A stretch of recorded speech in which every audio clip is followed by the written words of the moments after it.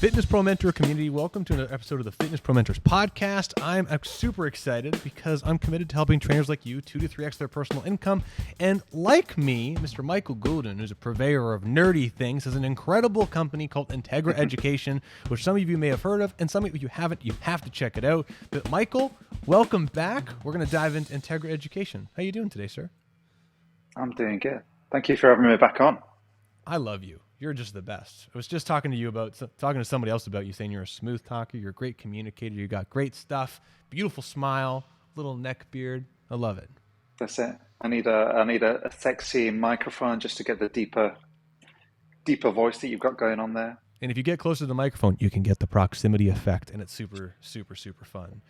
But that's that late night DJ voice. That's right. Wah, wah, wah. Anyway, on that note, talking about like microphones and stuff, I mean, I think we can kind of like reverse engineer this. Just when we were off camera, off recording, I should say, you were talking about your tech setup that's really evolved. You got A10 minis, multiple cameras, and really this has been now a tech vehicle to help you take Integra Education, this beautiful platform that you've developed over the last nearly 10 years, and take it to the year 2022 post-COVID world. So how's that going, man? How's tech going? Well, I like to geek out, and I like gadgets, and I like figuring stuff out. And so this is trying to do something that we would do in person with this kind of world where we might have to reach, or we have the opportunity to reach more people is proven to be fun. Oh yeah. And making mistakes all the way. You like making mistakes along the way? Up. Well, I don't know if we like making mistakes, but no, I think that there's nothing wrong with making mistakes, and we're just figuring it out as we go along that way. Yeah. Well, tell you what, let's talk about this a little bit, because we've had you on in the past. We've talked about your personal training business, and I've had you on with our biomechanics business bonanza with Jacques and Curtis, which is a super blast. But there's something else you've been doing, which not a lot of people have done. You've got your personal training business, which is well established. You have other trainers that even come to get trained by your staff, which is sick. But you've also nearly over a decade created an education company that is clearly a UK and even international sensation called Integra Education. And I'd love, if you're open to it, can you tell people who haven't heard of you a little bit about Integra Education? That really started off just thinking about community and thinking about how can I foster connections primarily with trainers just in this local area, so we could figure this out together. Trainers who are in private studios around here, we don't see them as competitors. There's 10 to 20 million people in London. We can, there's enough people to go around. There's enough clients to go around. And so if we're thinking abundantly, how could I learn, or how could I teach, or how could I share, or how could I collaborate with a bunch of people? So it really started off with study groups, and it started off actually in the first ever studio that I opened, which is at the beginning of the at 99 2000. We had study groups then, and we would invite people in from different areas. It might be the physio, it might be the osteopath, it might be the yoga teacher, it might be the Pilates teacher. And we held these little study groups, and they were brilliant. They were little roundtable discussions. And the person who was in the Pilates world would come in and go, oh, we do it like this. And the person in the yoga world would say, we do it like this. And you'd get to kind of figure all of this stuff out. And that's how you get exposed to things like Feldenkrais, or you get exposed to functional training, whatever that meant in 2001. And I guess kind of fast forward, and we're here. So there's a bunch of stuff that kind of came up in between there, but it still has that essence of we're just wanting to create that community of people just coming together to figure things out. And I mean, and you've clearly done that. I mean, and anyone, please go on Instagram. One thing that I think is an incredible example that I look up to as I'm going through everything with Fitness Pro Mentors is you have students who are raging fans. And Seth Godin's book, Tribes, I mean, you've clearly done that. Whether you've deliberately done it, I think you have strategically. But at the same time, what you just perpetuate creates that sense of community that is extended from those study groups, which is brilliant. I'm wondering, with all these formal courses that you've created, from those study groups, was it your intention to create an education company? And like, was that something you wanted to do entrepreneurially, or was it something you just realized in your world in the UK was just missing, and you just tried to create something to help people in your world? I'd love to say there was a big master plan, but that would be incongruent. There's really um, a desire for what I want to do every day. That's it. And it's, in a way selfish. This is how I want my days to look. This is what I would like to be exposed to. And it's kind of grown from there. If there was a big master plan, I may have taken different decisions. But it's really something that's organically evolved. And it will from now until 2032 and 2042, if I still last that long. It will be at some point I may pivot, and at some point it may change, and at some point it may evolve into something much bigger or even much smaller. But no, it's really it's been based upon need. So what's required?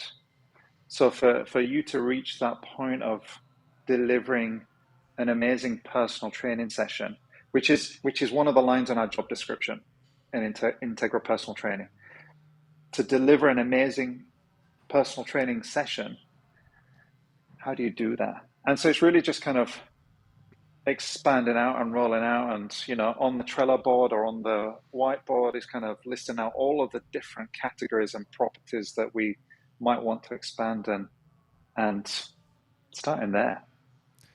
Well, which is different because I know that you wanted to create something, and you have this goal which is going to be huge, and you have a massive impact already, and you've got this huge company that you're creating disruption and looking to help people. You've got this trajectory and these kind of goals. On the education front, I'd say that I've got some the compass is set, but I wouldn't say this is what it's going to look like in 10 years from now. Totally get that. I totally get that. Yeah. Well, that brings up a great question that one of our students, Sam Trott, asked, and I want to ask it. But before I do, you said something that really kind of like titillated me that I want to dive into. Because if you go to Integra Education, you look at your website, you've done a beautiful website, excellent use of circles, as we've talked about before. And you've got a bunch of really, really incredible different courses that help people from like introductory levels, even some of the resistance training specialist concepts, all the way up to more advanced anatomy labs. I mean, very plethora, like a great directory. It's fantastic. With that, you said that, well, one of our things in our business is delivering an amazing personal training session. And that's such an interesting subjective thing. And because each person would interpret that differently. So I'm wondering, could you speak to that? Like when you talk to your students, what is an amazing personal training session and for who?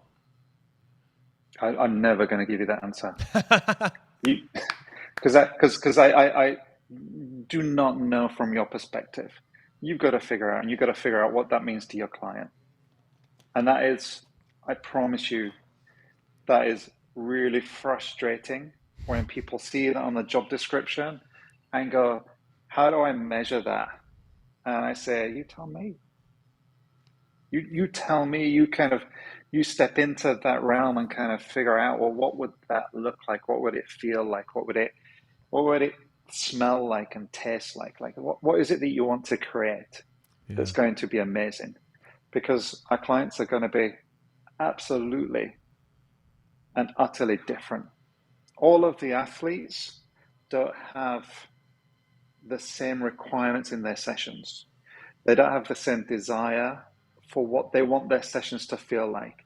And all of our injury rehab clients are completely the same. And then, quote unquote, gen population clients, they want a different recipe. They want a different flavor.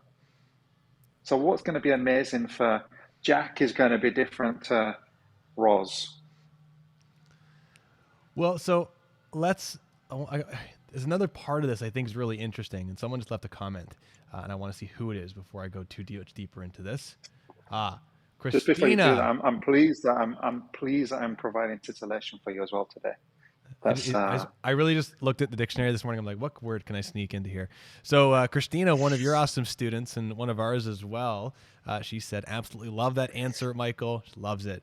I think there's something interesting because, you know, when I think of you, and I don't want to say like think of myself, but I think of other people I looked up to. I don't know for sure, but I'm confident that in your area, Michael, that you probably charge 2 to 3x what a traditional personal trainer does, and compared to other trainers like general. And I know when I looked up to my mentor, Peter, he was that kind of guy. Like he was charging 2 to 3x what other trainers in the town were. And I looked up to him and I started to try to exemplify two things, how he was with his clients, because those clients obviously were getting experience that made them feel like they could get that value. And then I started to kind of copy his characteristics. And it was this interesting like imposter syndrome thing where I started having some success, but I realized that you have to kind of find your own path at the same time of like who you are and how do you, Michael Goulden, deliver an experience that's different to that individual. Second to, how do you provide a product, not only an experience, the experience is important, but an actual product result to those people that are like, yes, this is worth 3x what everyone else is charging. So it's super like, it's an interesting juggle between that, like, what do people want and are willing to, what are the needs and the pains of the individual that you can resolve? And then who also do you want to be? You know,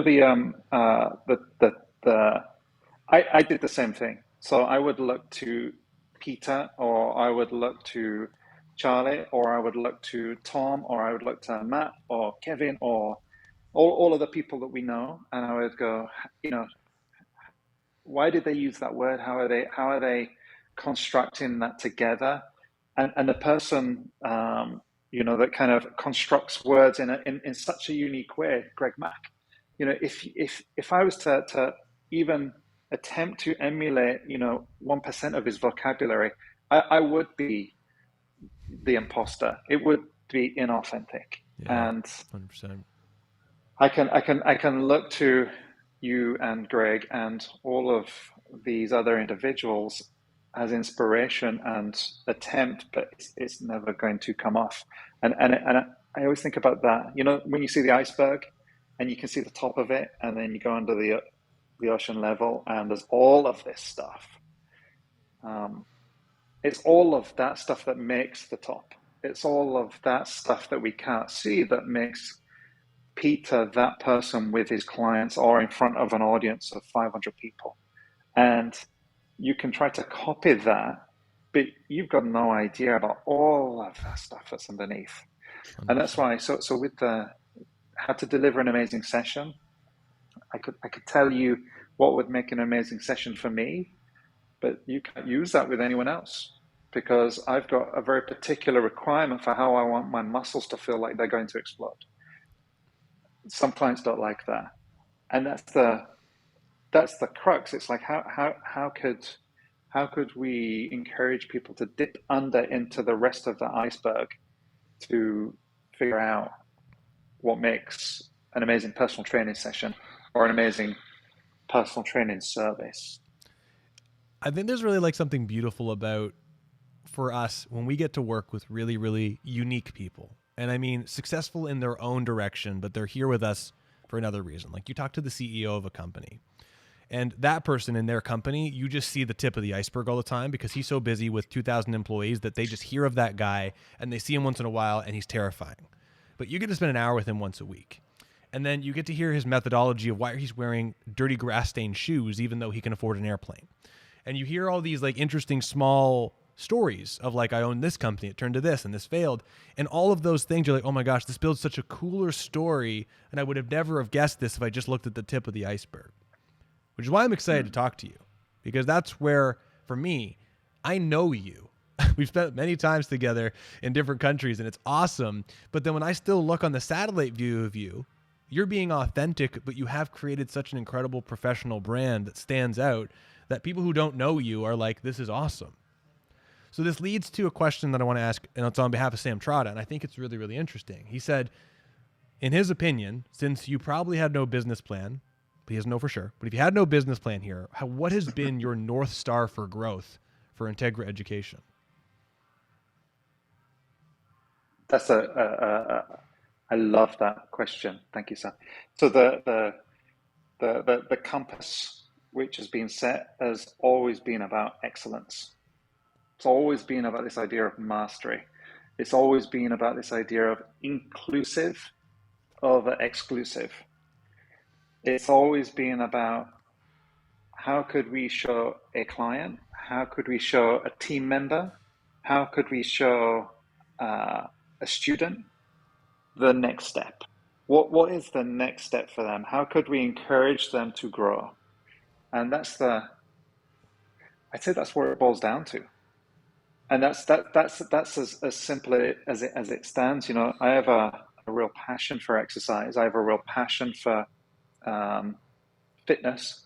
I have a real passion in terms of the impact and the potential impact we as personal trainers can have on the world. And I'm an advocate. And so how could we help more people? So rather than push people away, how could we bring them in? As a professional, how could I figure out the best way to do this? That's where that mastery comes in. And I'd say that's the driving principle all the way along for all the different companies that are here. All of the different companies. How many companies you got going on over there? Just the two. Just the okay. two. But any idea, whether we're doing in-house stuff, whether we're doing consulting, whether we're doing personal training, whether we're doing education, all of these different things have the same root. And the same root is, exercise has got this potential to change someone's life, not just physically, but of the mind. And that, if we can help that individual, then that can have a knock-on effect to their families, to their friends, to their colleagues, to their success at work. So that CEO that you mentioned, the reason why he comes to see you and the reason why he comes to see us is because he or she knows that by working with us, we can help them live a better life. And that is huge. Gigantic. And there's actually not many industries that can say that to be true. It's incredible. And I mean, obviously I have the same passion for you because I keep doing all this crazy stuff. But it's crazy how, I mean, I don't know, how many years you've been doing this now, Michael? Training. Since 1995. Wonderful. So I was in public school when you started doing this. But that's what I mean is that you and I have both been doing this. I've been doing this for 17 years. You've been doing this for a little bit longer, for sure. There's still so much to learn. I mean, and I hate saying this, like I don't know for you, but with every student I have in front of me, there's something that gives me a small revelation that changes how I think about one thing with a client that changes their day. And it's just incredible to me that, a decade and a bit in, there's still so much to do that could really change someone's life. And I love that. Yeah. Yeah. And you might set a star, you might set that North Star, you might have this kind of, I always talk about the compass is being set. You've got the compass, that's the kind of long range thing, this is where we're aiming for. But I keep coming back to the values. What are the values? So I hold strongly this idea of freedom. So the freedom to explore, the freedom for me to be who I want to be, the freedom for me to be able to explore different topics and different ways of working with clients. And then you've got impact. So impact, I want to have an impact. If I'm not having an impact, I'm not meeting that value. And that to me means I'm not going to get fulfillment. So we got to measure that. And so coming back to that job description idea, well, what does it mean to have an amazing personal training session? Well, we've got to, create an environment, both externally and internally for the client that's going to help them reach their goal. Well, are we measuring that stuff? Are we asking that client that stuff? If we can't understand our impact, then we don't know how successful we're being with the thing that we're doing. So there's I don't want to appear like I'm just kind of like floating along here on the sea, kind of bobbing along. Like there's definitely a direction, and there's definitely some kind of solid principles that I'm working towards. But at the end of the day, we could also change them. Well, that's what I think I like about using the compass reference, is that when you go north, north is definitely one direction. But if you're walking on land or driving or taking a bike or flying, there are going to be different pieces of terrain along the way and different paths you can choose to go. And I think that's what's super cool about the way that you've done things. I can tell in a great way that you know what direction you're going, but you're not afraid of going a little to the left to end up to the right when you're ready to, and I think that that's super cool. So Christian Brown, one of our students, asked, what are the top 3 actions attributed to your success, in your opinion? I know you're extremely humble, so this is going to be, I'm excited for your answers. It's a good question. So top 3 attributes, I'd say something along the lines of resilience and perseverance. Meaning, when things get tough, when you can't figure something out, or when there's external stresses, it's you're still turning up for work, and you're still turning up for the thing that you're passionate about, but you show up. So I guess showing up, perseverance, and kind of getting through there.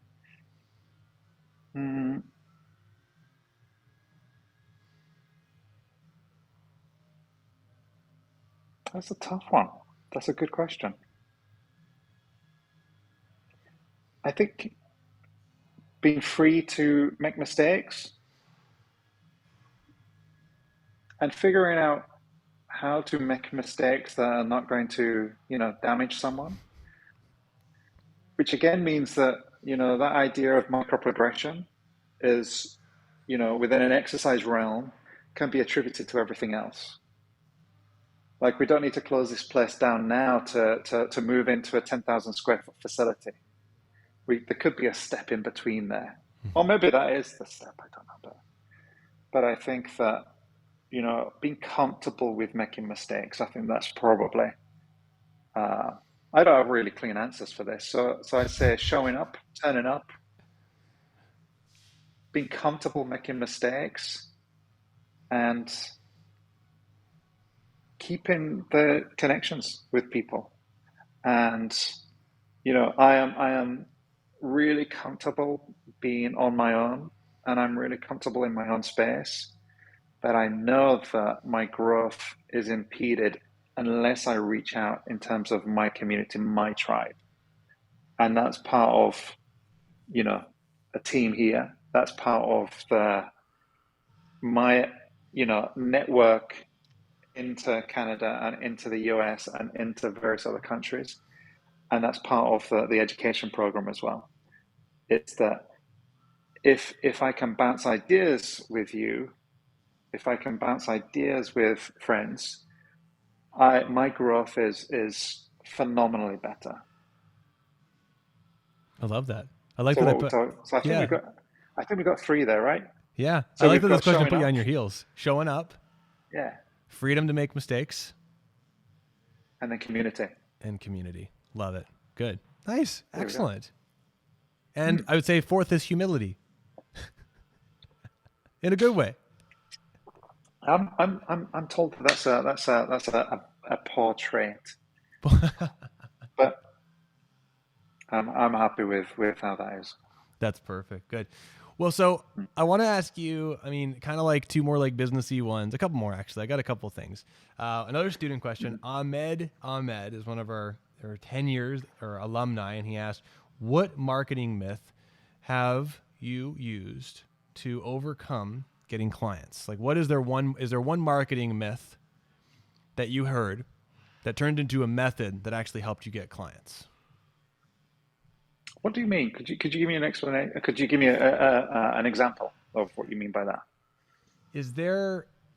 I don't know what he's asking 100%. What is the biggest marketing myth you have used to possibly get clients? So is there something that you heard when it comes to advertising, promoting your business that perhaps was not like a great popular idea, something that might have been poo-pooed on, that you did that helped you grow and get more clients for your business? Oh, uh, um, I can tell you one thing that, we've grown the clientele at the studio by doing this. And I have to be honest, we've grown the education company by doing this also, and that's by not posting on Instagram and not posting on Facebook and not posting on LinkedIn, TikTok, and I don't know what else is out there. Um, today I've just posted something on Instagram, and I think it might be the first post in about 12 months. And I, although it's something that I would like to do because it serves a purpose, it actually doesn't serve the purpose of increasing revenue. It doesn't serve a purpose of building the particular style of community in terms of clients. It does serve another purpose, and that's why we will look at this at some point. But in terms of, I only have a certain amount of time, and if I, look at my weekly time grid of availability and block out the time for, personal and family and all of that stuff, where I can dedicate most amount of time is being better at my craft, delivering amazing sessions and amazing experiences, delivering results, and letting the clients or the students kind of rave about us. And that seems to have created quite a sustainable business for us. And sustainable meaning that we don't need to do any, we don't need to get 10 clients in. In fact, we couldn't handle that. We couldn't tolerate that. I'd have to employ someone else, and I'd have to train that person up for the next 6 months before we could. Do you know what I mean? So it's created a really steady, sustainable business where our clients stay with us for until they leave or until they die, sort of thing. So I think in terms of the marketing myth, I'm not saying that those don't work, and they are very effective, and I know lots of people that use them, and they've got quite phenomenal businesses. But that's one of those things that we haven't had to do. We don't have to do it. We'd like to, but it's not been a need for us. Super interesting. Yeah, no, honestly, I find that interesting, and I totally get it. You've done an incredible job. Honestly, Fitness Pro Mentors 100% scaled and grow from purely just social media efforts, and it was merely strategic just through Instagram and Facebook. And I deliberately tried to have a goal of helping X, Y, and number of people in 1 year without a website. And we, in the first year of the mentorship, launched the website just a few months ago, and now email stuff and stuff like that. But yeah, no, incredibly powerful. I mean, that's fantastic to hear. I think that's a great one for people to hear. If we could find someone that we could hire full time that could take charge of that, alongside that video editor that I'm looking for, alongside that other resources that we're looking for, then maybe we'd look at that. But in terms of that's one of those things that we've not done. The other thing as well, there's an idea that we need to niche, and we need to niche down, and I guess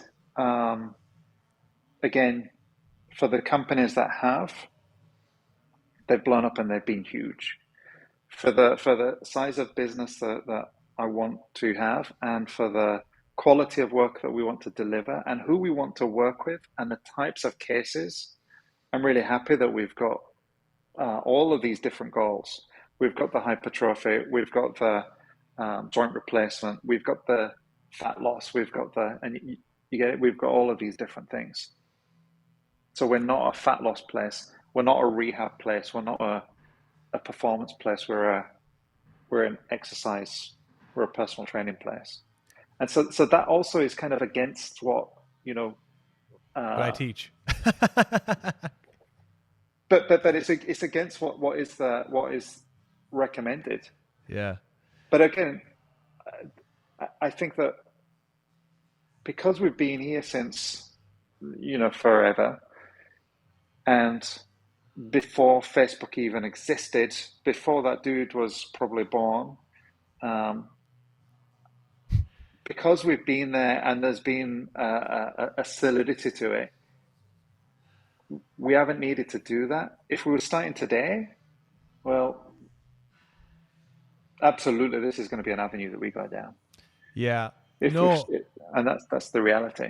I think that, well, that's what's really interesting is I'll say for sure that we do teach people how to niche down. And I don't mean necessarily demographically. Like, I think it's much easier, so you have a broader audience, to niche down psychographically, focus on the messaging, and then the messaging helps you get a broad mechanical demographical audience. And I mean, even for us at this month where we're at the 22nd, I think we've got 17 new clients this month from just 2 marketing efforts speaking to that particular audience because we're in a dense training area. But I also know, like you, a few other businesses from veteran training, like been around for 15, 20 plus years, they've just been so established that their product is so consistently known in the community that they don't even have to do anything. Like you, which is brilliant. So I love that. I'm jealous of that. Honestly. Which leads into an interesting question. And it's a question that Greg Mack asked. And then I got something I want to ask you about, like, mechanical Integra education business stuff, because I think it's kind of cool. He asks, what do you think the future of the exercise profession looks like? I would say probably from what I'm seeing, it's probably going to, I mean, there's one or two ways. It could keep on going where it's doing, which is going to segregate even further with, instead of there being 25 fitness tribes that, kind of multiplies, and now there's 250 fitness tribes. And each tribe has got its own clothing brand and its own gym or the equivalent of a gym. And, the people who belong in those 250 different tribes. Or we might see some consolidation where you have the Stratas or the Integras of the world that have a level of expertise that they're continually evolving. And so you've got this level here. And then in the rest of the market, that becomes blown apart by the Pelotons and the Apple Fitness.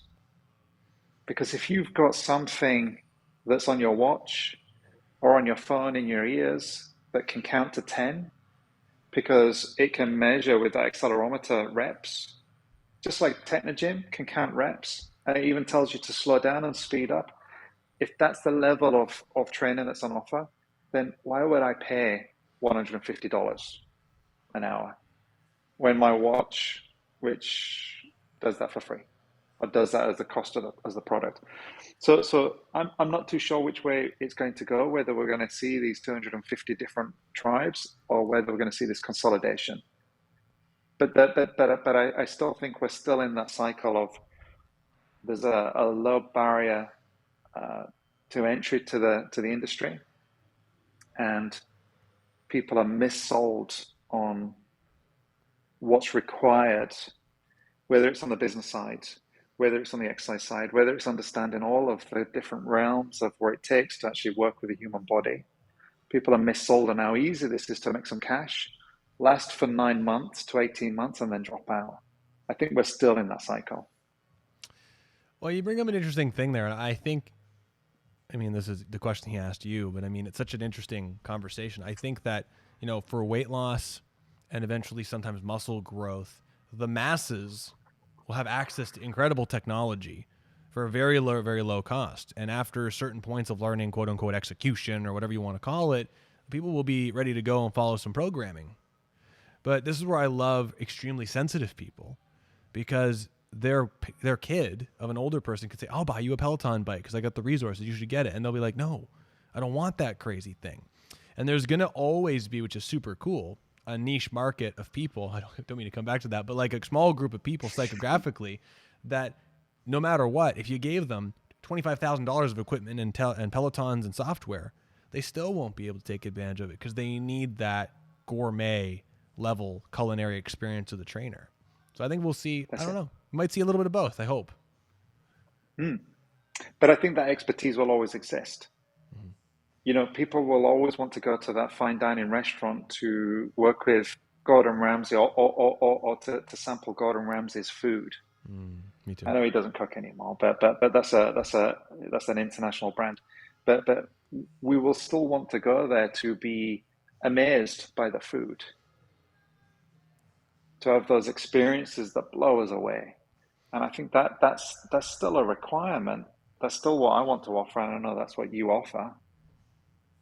So that will still be there. It's more the generic stuff, the stuff where the individual's doing the same program for all of their clients. The person who's not giving full attention to their clients, the person who's not listening, where the client goes, yeah, that feels a bit crummy when I do that, and they go, you just need to push harder. Like all of that stuff, I think that there's potential for disruption there. And I think that disruption might come in the form of technology. So I want to go take a side step because we only got a little bit of time left, and there's something that's been chewing at me that I want to ask you that I think is kind of interesting. A lot of the business mentors I've had and people that helped me along the way, and a lot of the things that I will definitely say I've seen the greatest success with is this idea of, one product, one entry point, one price. And then once people are in the door, then there's an opportunity to move people upsell, lateral sell, downsell, depending on what people need. Your website has a plethora of different course options, of different directions that people can go. And I'm just wondering your thoughts around that, because I know that you've read a lot of the same business books that I have, and I'm sure that you've heard, like, have one thing and go this way and be committed to it, but you've got a wide menu.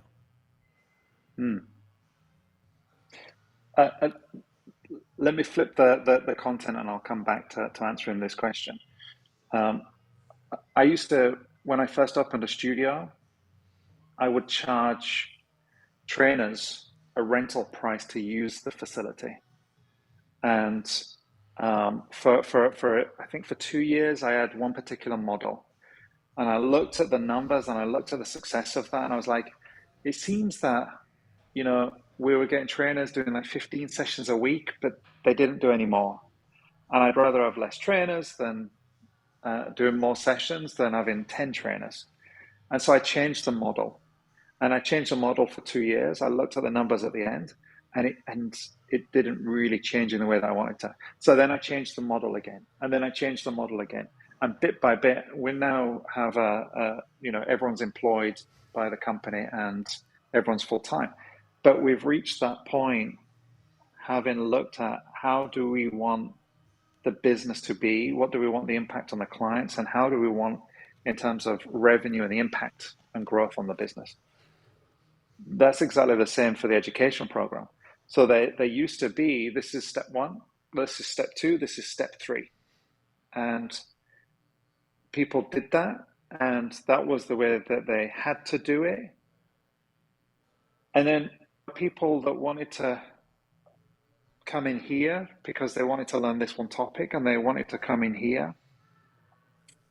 And bit by bit, I just changed it around. And it seems like for the people who are coming through our doors, a lot of people want to go in a particular order, and we can suggest a particular order that they're going to get the best out of the materials. But a lot of people want to make up their own recipe. And so it's kind of like and this is on the new member dashboard that we've just put up now, as of an hour ago, that we have a coffee stamp card. And on their dashboard, they can see which workshops they've done. And so they can complete their coffee stamp, and they might get a free coffee at the end, whatever it is that we're doing. But there is it's kind of like a gamification of that in terms of this information. I'm just going to see what happens. If I take a step back from a business perspective, revenue is looking good compared to last year, compared to the year before, compared to the year before. The thing that I want to know, though, is this going to make a difference to what people do? So there's one product where for you to enroll on that, you need to have done RTS. And you need to have that content in your head. You need to have used it before you can enroll on this. And the reason for doing that is I want to be speaking at a particular level here. I want us to be using this information, and we're going to be getting together over the course of this next year to make a difference with their clients. Client case studies, exploring deeper topics, holding people accountable. So there's some exciting stuff there. So there's absolutely a prerequisite for that. But in terms of everything else, I'm letting people kind of figure out their own path. Love it. So I got like one big last question, and then we'll just see where we go, because I love talking to you about anything. Is that with that choose your own path kind of thing? You and I have been around long enough that, and you a little longer than me, because you're older than I am, and I'm going to keep saying that. Just a year. There was a time where there was like one or two education companies where you and I, we would go all over and we'd take just these main companies. And then all of a sudden over the years, you know, that grew to, there was a little bit more and a little bit more. And it's now such that if a trainer, forgetting about like where they enter from, and they were just going to go learn about a different form of exercise, there are so many different areas of people who have created platforms that teach some form of what they call mechanics. And it all seems to come, like, in my opinion, it seems like a lot of it comes from a lot of the stuff that we learned through RTS and then is diluted into different versions and then broken up and da-da-da. My question for you is this, though. Do you have any advice? And I hope that someone hears this that's a new trainer. But if a trainer is interested in getting into learning more about the stuff that you teach and mechanical stuff, how does a trainer decipher between all of the noise of all these new companies that are kind of sort of saying the same thing to find someone who is knowledgeable and someone who can help guide them down the right path? I don't even know the right answer myself, but I love your wisdom. So I'm going to do that really annoying thing of switching it to a different topic and then coming back, because it just makes sense in my brain. If you were going to present company accepted, if you were going to seek out a business mentor, would you look for the dude who's hiring a Bentley for the day and taking some pictures on Instagram, that works in a country where we can't seek out his company records and says that he can make you a millionaire in 6 weeks? Or would you seek out the individual who has a proven track record of opening whatever it is that you want to do? You have a big facility in just outside Toronto. That's one of the major cities of the world, and you've created this huge facility with some amazing staff and amazing equipment and amazing outcomes. And if I wanted to do that, where would I go? That's where it kind of comes down to. And I think that's the case for, if I want to learn how to be better at Instagram, I'm going to go onto Instagram and look at how many followers does someone have, if that's what's really important. Or are they creating captivating content that makes me want to come back to them? It's really it's a challenging thing, because you got to do your homework. But there are tens to hundreds of companies that are teaching Tom Purvis's material and not referencing. And there are some people presenting that information that are referencing. Absolutely, and they're doing the legit thing. But there are a bunch of people that are saying, and we've had it. I've had an individual that came into a class and we created an exercise together, the class. And it was a very particular position that we created this. And the next day he posted it onto his social media and said, look at this exercise I created. I think that this exists in every industry. I don't think you can get away from this. I think that,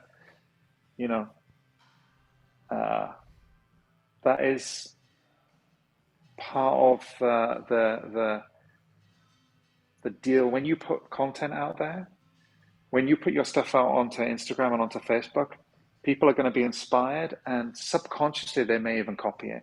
So I think it just is what it is. I think for someone who's creating original content, or someone that's putting their own ideas out there, I think if you worry about the people who are going to copy it, it stops you from actually getting your message out there. It's kind of like the same thing with, you want everything to be perfect. That's going to stop you from getting things out there. And so meanwhile, while you're worried that someone's going to steal it, and you're worried that it's not perfect, you're over here and you kind of hold up instead of actually just being really generous and being really inclusive, and knowing that actually out of all of these people that you're speaking to, 99% are going to take this information and make a difference with their clients. That's the phenomenal thing. I think it's tricky from the individual's perspective. Like, if I want to learn a particular topic, I got to do some work to figure out who's gonna make a difference for me. 100%. It's funny you talk about the copying exercise thing, and I won't mention any names because it would be a waste of time and seem vindictive for me to say so. But at Persicini Fitness, when I was studying for RTSM, I came up with this full range of motion exercise that we did, and we spent like two hours coming over this one movement. And I remember because it was like there was a position change at the hip, so you could do something else at another joint system. It was a lot of fun.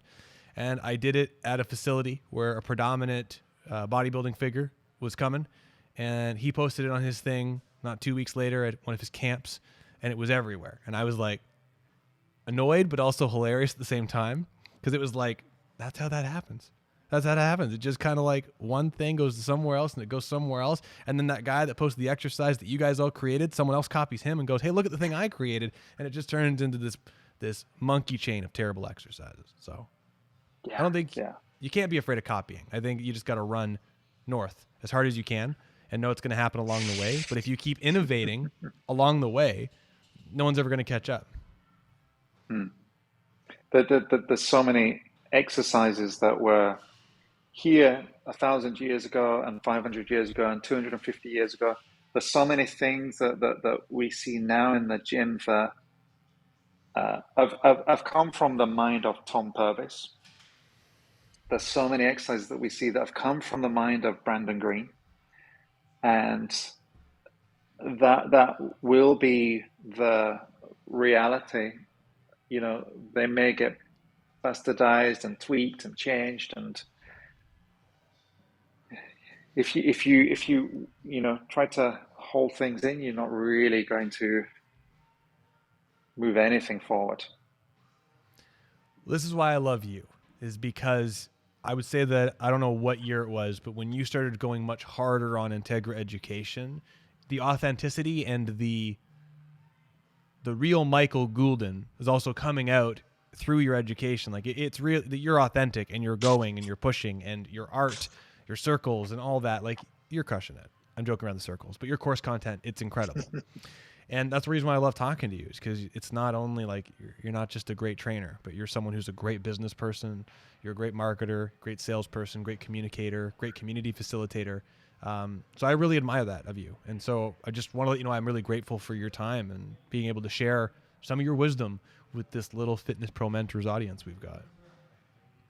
I really appreciate that. And I really appreciate you too.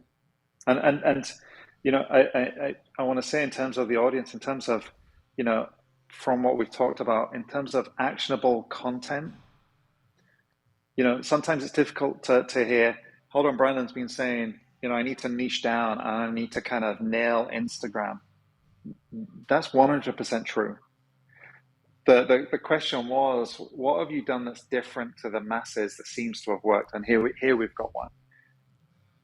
But the actionable stuff is a little bit harder, because it's not 3 tips. Here's 3 tips that you're going to crush it today.